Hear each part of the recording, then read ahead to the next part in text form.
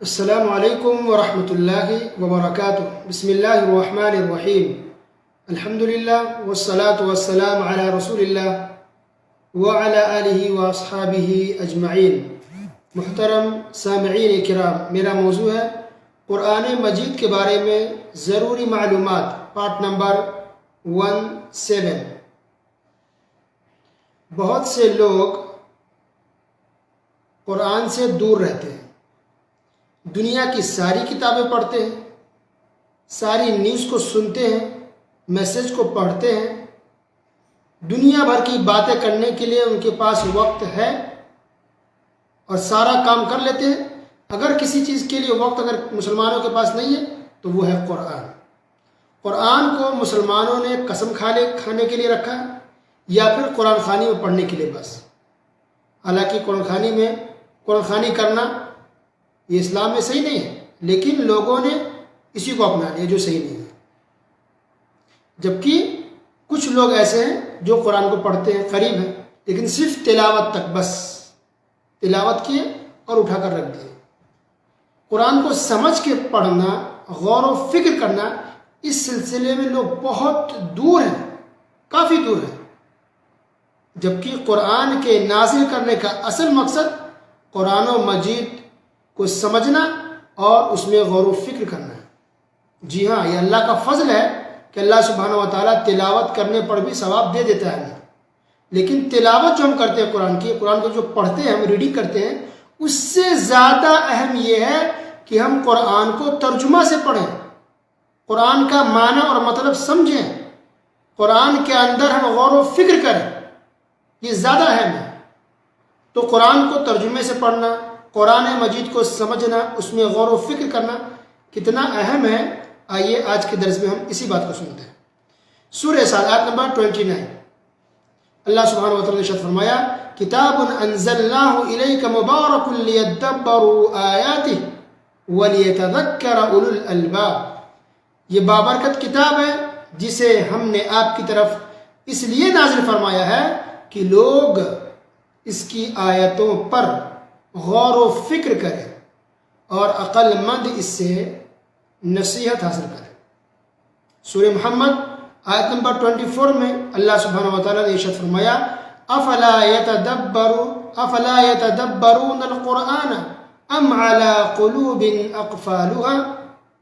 کیا یہ قرآن میں غور و فکر نہیں کرتے یا ان کے دلوں پر ان کے تالے لگ گئے ہیں؟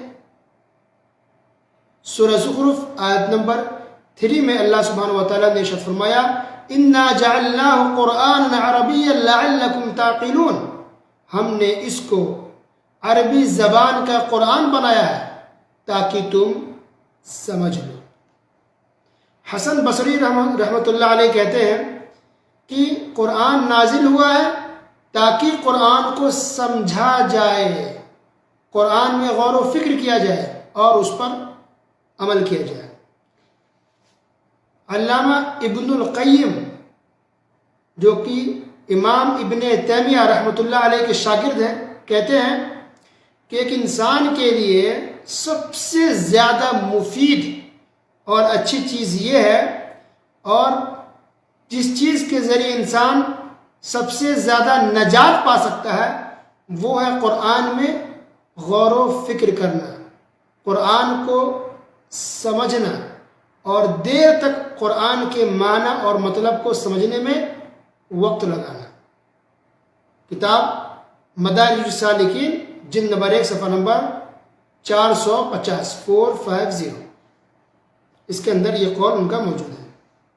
اور شیخ الاسلام ابن تیمیہ رحمۃ اللہ علیہ نے کہا مرنے سے کچھ دن یا کچھ مہینے پہلے آخری وقت میں کہ میں نے اپنے بہت سارے اوقات کو، ٹائم کو قرآن کے علاوہ دوسری چیزوں میں ضائع کر دیا۔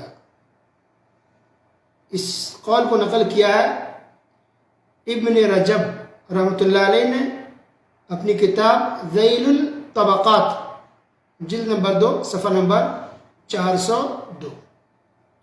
تو ابن تیمیہ رحمۃ اللہ علیہ اتنے بڑے عالم ہیں اور ماشاءاللہ قرآن و حدیث کا بہت گہرا علم تھا، بڑے بڑے تو ان کے شاگرد پیدا ہوئے، پوری زندگی انہوں نے قرآن و حدیث کو سمجھنے میں، سیکھنے میں اور پھر لوگوں تک پہنچانے میں گزار دی، پوری زندگی باہر رہے تب بھی خدمت کرتے رہے دین کی، اور جب بدعتیوں نے جھوٹی شکایتیں کر کے، تہمت لگا کے، الزام لگا کے جیل میں بھجوا دیا، تو جیل کے اندر بھی ابن تیمیہ رحمۃ اللہ علیہ قرآن و حدیث میں غور و فکر کرتے تھے، سمجھتے تھے، اور جو حق بات ہے، صحیح بات، وہ لوگوں تک پہنچانے کی کوشش کرتے تھے، لکھتے تھے، یہاں تک کہ قلم اور کاپی کو لکھ لیا گیا، چھین لیا گیا تاکہ نہ لکھے، توحید کی بات، سنت کی بات، بدعت کے خلاف نہ لکھے، شرک کے خلاف نہ لکھے، تو انہوں نے کوئلے سے جیل کی دیواروں کے اوپر لکھا ہے۔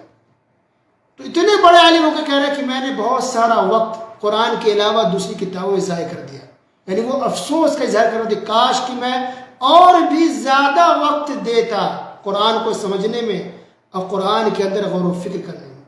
اللہ سبحانہ و تعالیٰ تمام مسلمانوں کو توفیق دے کہ ہم سب کے سب قرآن کی طرف پلٹیں، لوٹیں، قرآن کے اندر غور و فکر کریں، قرآن کے ترجمے کو سمجھیں، اس کے معنی مطلب کو سمجھیں، تفسیر سنیں، تفسیر کا درس سنیں، تفسیر کی کتابیں پڑھیں۔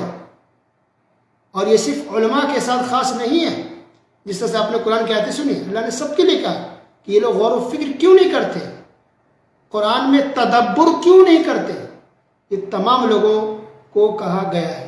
اللہ سبحانہ وتعالیٰ تمام لوگوں کی اصلاح فرمائے اور زیادہ سے زیادہ وقت قرآن کو ترجمہ سے پڑھنے اور قرآن کے اندر غور و فکر کرنے کی توفیق عطا فرمائے، آمین۔ وصلی اللہ علی نبینا محمد وعلی آلہ وصحبہ اجمعین، والسلام علیکم ورحمۃ اللہ وبرکاتہ۔